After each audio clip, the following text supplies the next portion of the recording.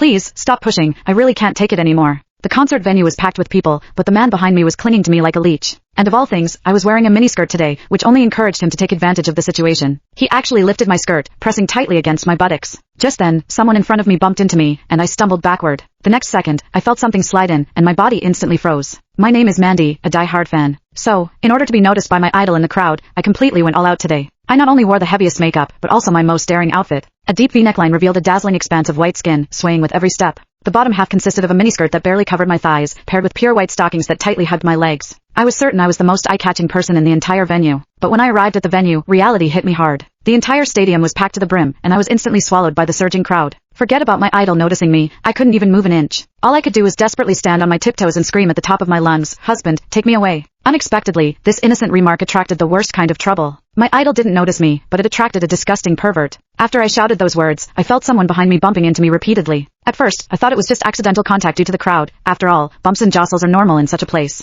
But the feeling became clearer and clearer. A hard object was repeatedly pressing against my buttocks, making me extremely uncomfortable. It was only then that I realized what had happened. I thought I had accidentally bumped into his hand, which he had placed behind him, so I quickly turned around, ready to politely apologize. I instinctively apologized, but he paused for a moment, then unexpectedly flashed a meaningful, mischievous smile. "It's all right, I'm happy to oblige." When I turned back around, pretending nothing had happened, I didn't expect him to become even more brazen, pressing himself against me. The force was more deliberate than before, so I had to force all my attention onto the idol, desperately trying to ignore the strange feeling behind me. But the man became increasingly bolder. The next second, he actually lifted my skirt and pressed himself tightly against me. Unfortunately, I was only wearing a thin strap dress that day, so my entire buttocks were completely exposed. I could clearly feel something directly touching my skin. I instinctively thought it was his finger, but then I realized something was wrong. I discovered that the warm, firm touch couldn't possibly be a finger. Instantly, my mind went blank. I had lived 20 years, and this was the first time a man had treated me like this. A wave of immense fear overwhelmed me, and every cell in my body screamed to escape. But the crowd was so dense, there wasn't a single gap. I was like a deer caught in the headlights, unable to move.